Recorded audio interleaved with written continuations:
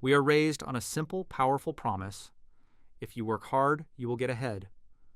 Put in the hours, go the extra mile, and you will be rewarded with security, comfort, and a better life for your family.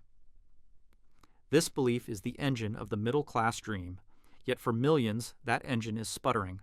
A gnawing feeling is setting in, the feeling that you are running faster and faster on a treadmill, sweating more than ever, but the scenery never changes, or worse, starts to slip backward.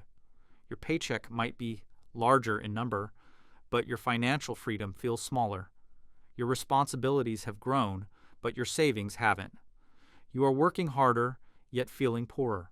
This is not a personal failure.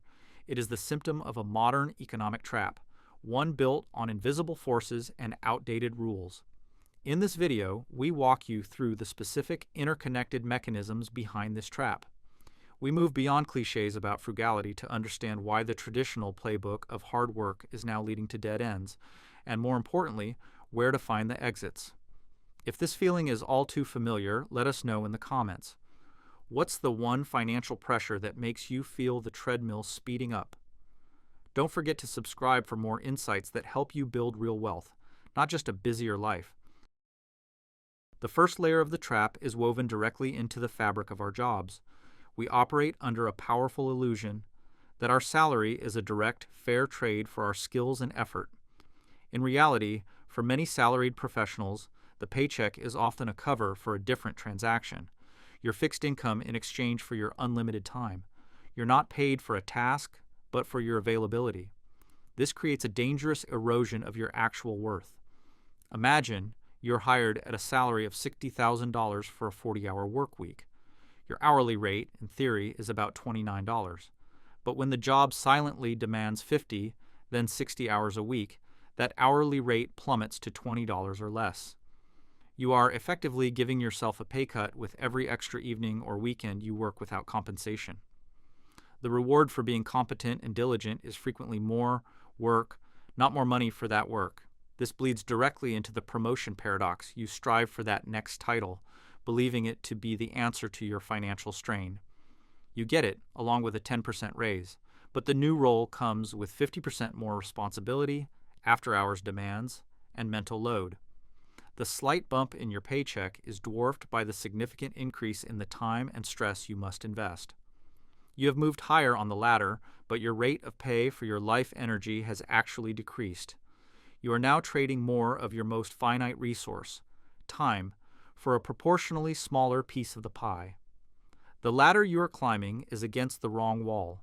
Furthermore, workplace culture has perfected the art of rewarding performance theater over actual productivity. In many offices, the person who leaves promptly at 5 p.m. is subtly viewed as less dedicated than the one who is always seen at their desk late, regardless of output. This creates a perverse incentive to appear busy, to linger, and to prioritize visible hours over efficient, focused work. You end up working harder not to get more done, but to prove your commitment. This cycle drains you, leaves you with less time for personal growth or family, and does nothing to increase your real income. You are paid for the show of hard work, not just the work itself, trapping you in a loop of perpetual motion with no forward progress. The meritocracy promises that effort equals advancement, but it has quietly rewritten the contract, exchanging your time for a flat fee while demanding an ever-increasing amount of the former.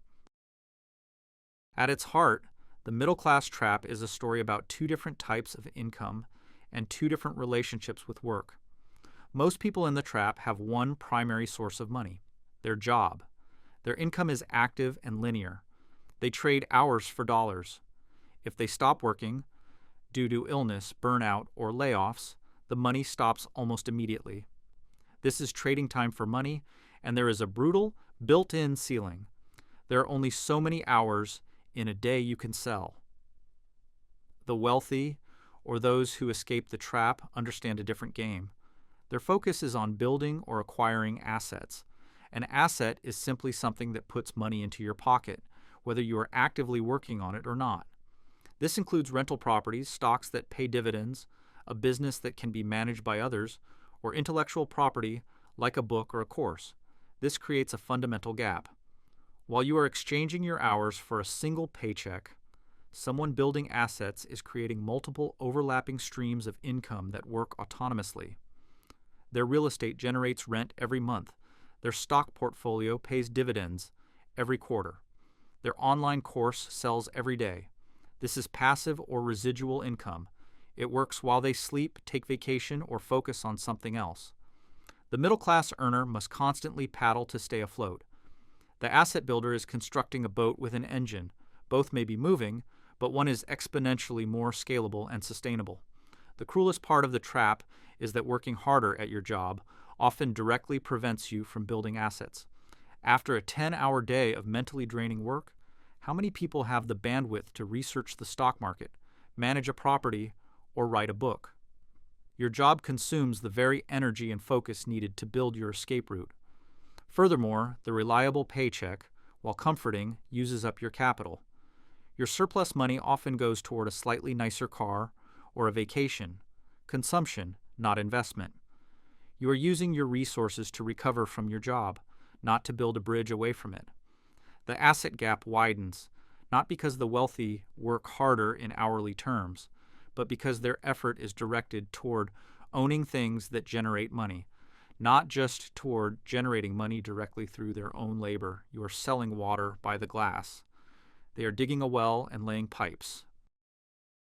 Even if you navigate the pitfalls of salaried hours and understand the asset gap, a silent, relentless force is working against you.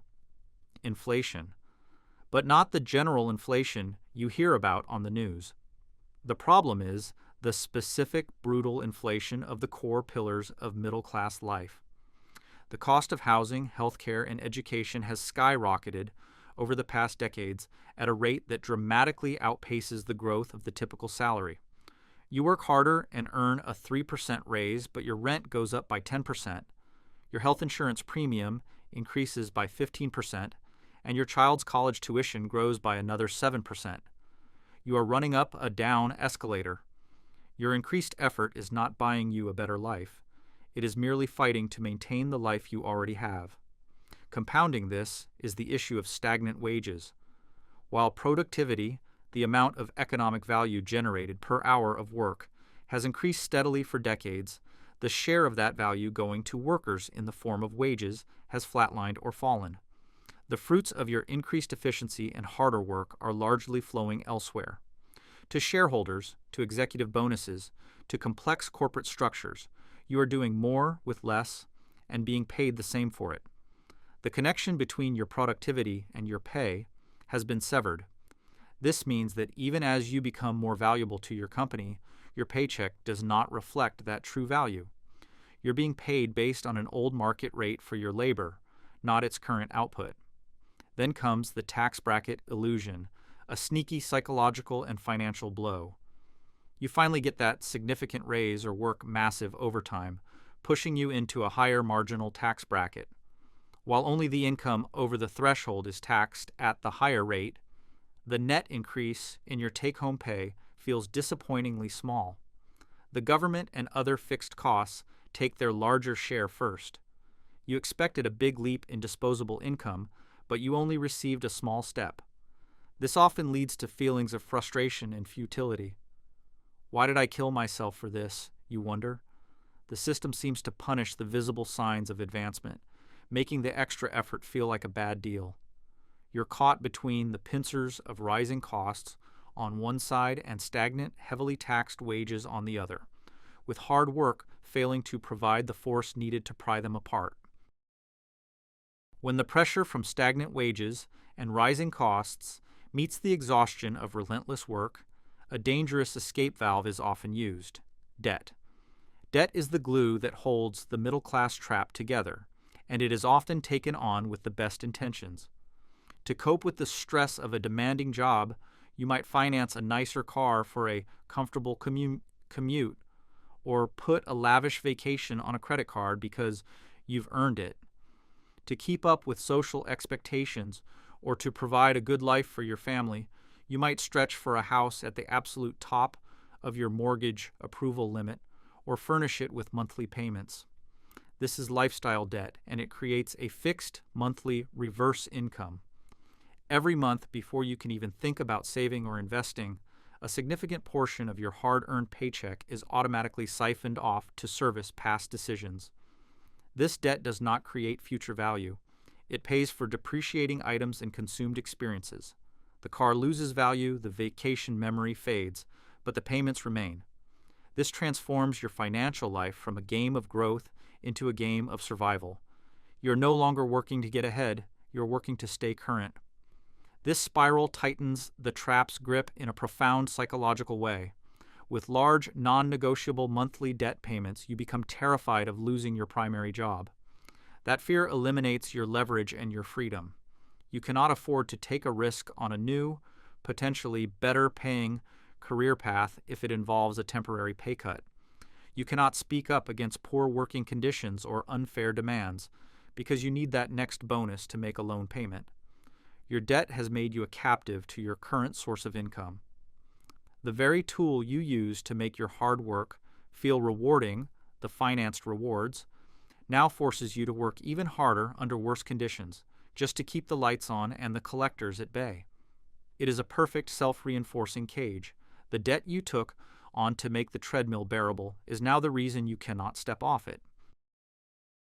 Closely related to the debt spiral, but more subtle, is the automatic spending increase known as lifestyle inflation.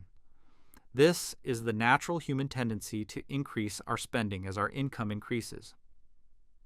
You get that long-awaited raise, and almost immediately, a more expensive apartment seems reasonable. The bonus hits your bank account and you upgrade your phone, your TV, your wardrobe. It feels like a just reward for your sacrifice and effort. However, this reflex is one of the most powerful engines of the middle-class trap. Unlike investing in an asset, which is designed to pay you back, lifestyle inflation only increases your monthly burn rate. It raises the baseline cost of your existence. Each upgrade locks in a new, higher level of required spending.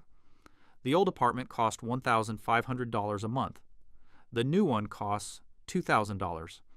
That's a $500 monthly commitment you didn't have before, forever. You have now successfully increased the amount of money you need to earn just to stay where you are. You have raised the water level around you.